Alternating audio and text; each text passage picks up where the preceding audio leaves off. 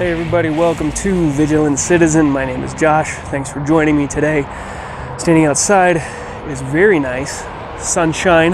The dogs are out, so if you hear them barking, it's because they want to play games or something, want to run around. But Jarvis is just sitting here getting some sunshine, aren't you, buddy?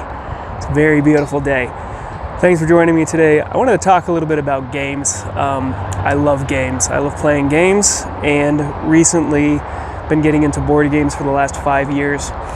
In thinking about why, growing up, I played video games, Super Nintendo, regular Nintendo, those kind of things. See, there's Kepler behind me.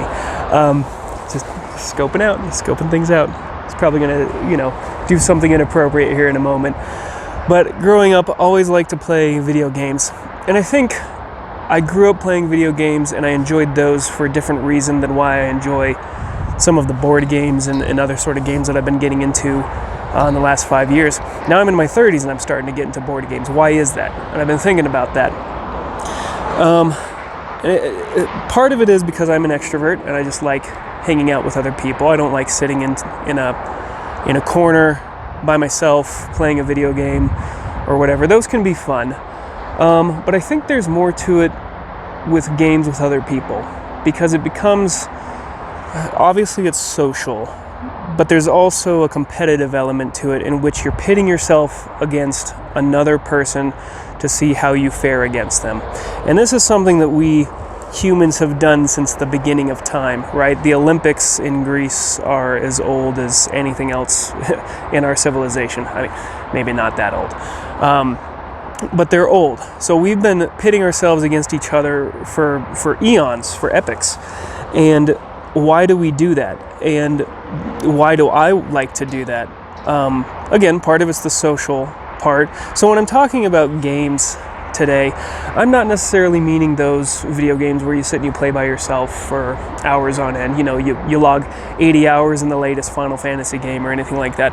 No, I'm more talking about the ones where you make a move and somebody else makes a counter move, or they make a move and you counter move, and then by the end of it, you've had an experience with them. You've learned more about the mechanics of the game. You've learned more about the opponent in the game, and you've maybe learned a little bit more about yourself. So I think you can get more out of games with other people than you can in games that you're playing by yourself. You can gain some things by playing certain games by yourself. Like, I think recently I picked up the video game Hollow Knight again. I played it a year or two ago and been playing it again. And one thing you gain from that is, you get some dexterity, and that hand-eye coordination really improves for a platformer like that. But we as humans, we put ourselves into social hierarchies. We have power, we have government, we have politics, we have all these things in which, looking at them in their own microcosm, they're actually games, right? Politics is a game. Getting a promotion is a game, because you have opponents, you have other people who are vying for that promotion. Maybe there's only one spot and you want it. So if you want it, what do you have to do to get it? You have to beat the other people who are also vying for that promotion. So games can be a way to play out some of these things that we see in society on a larger scale. And I think that's one of the reasons I find them so interesting. Especially games that can be more social, like social deduction games, where some people at the table are lying to each other. You don't know the motivations of everybody at the table, because those games really reflect, not everybody in the office, not everybody in your system of government or your political party or even your charity is telling you all of their motivations. They're not telling you what they're really after. There's your private persona and your public persona, to quote a well-failed politician. So I just find it interesting that at all levels of human society, we are playing games with each other. And in some cases, they're just entertainment, right? I mean, we watch people play games all the time. We watch people play football. I grew up in a small town. Everybody watched football. Everybody wanted to play football, except me, because I was a scrawny little kid who got flung around all the time. I'd get hit, and there'd be a snot trail coming out of my nose, and it was not pretty. I was more basketball and track. So, but even that, even for those who don't get into the games that everybody else is into, there's still games for them. And even that's an interesting point. There are games of games. Football is more popular than basketball. So if you become a football star, you're naturally, automatically going to be higher in that hierarchy than if you are a basketball star, right?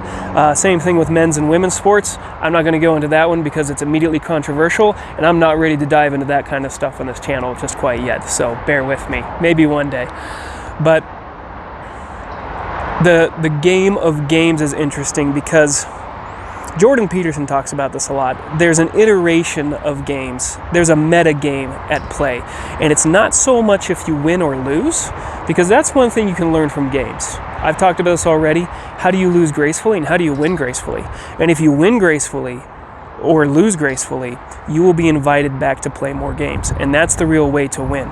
If you're getting shunned and getting thrown out as an outcast because you don't play well with others, you're a loser. You're losing the ultimate game, which is meshing into society. Unless you're one of those people who are fortunate enough to be able to live up in the boonies of Montana on your own and subside off of the land on your own. I envy you, but you're not going to be well socialized if ever you have to go to King Soopers or to the supermarket to pick up some food. So I think this notion of playing games and being invited back to them and making sure that you're always being invited back is really fascinating. It encapsulates something. It's okay, buddy. I just scared my dog. It encapsulates something in the human spirit that I think that we've all got inside of us, which is a competitive spirit. And we want to compete for different things. And at the base of it, we're competing for resources, right? Everything is a competition for resources on the global scale and a local scale. So games can show how those competitions play out, and I think that's interesting. Another thing worth making note of is that the games that we put in place for ourselves have limitations. And I don't intend to rip off Jordan Peterson again here, but I think he's talked about this and it's interesting. He mentions chess, and he talks about, why wouldn't you just play a chess game where everybody has queens and they can move all over the chessboard? Well, if we place limitations on it so that we can see how we behave in those limitations, that's the whole, I mean, that's our whole lives. We're limited. We're mortal. We have a finite amount of time, and we put that into our games. So we see, what can we do if we willingly hamstring ourselves? How far can we go if we limit ourselves? So that's interesting. I think that's an interesting thing. But yeah, we can learn a lot from games, right? We can learn what can we do with those limitations. We can learn how do we play nice with others. We can learn from other people what happens when you don't play nicely with others. And we can learn how to save face in situations, and we can learn how to make sure that we're winning the overall game. So not too many more points to make about games, I don't think, just that I love them and I was thinking about them recently and I wanted to share it with all of you. Maybe it's justification on my part for, hey, I am a 35-year-old male who likes to work out and get physical and stuff, but I also like to play board games, and maybe that's a nerdy side and I'm just trying to justify it.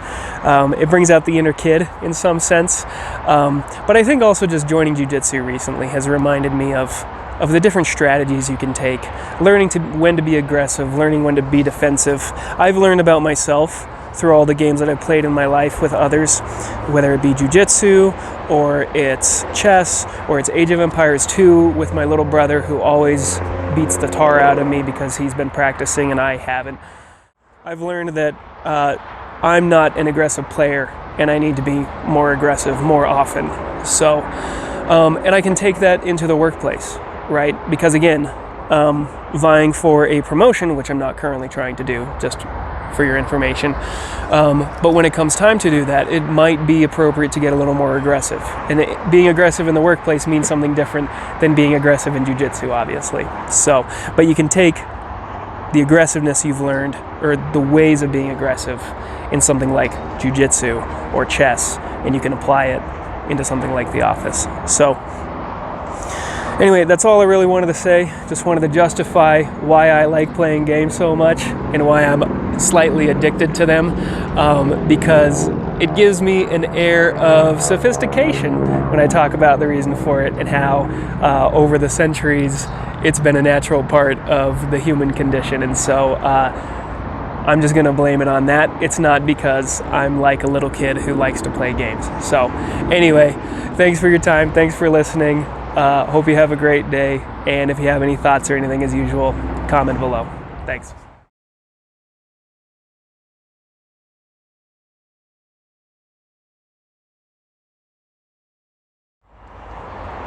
I lost my train of thought.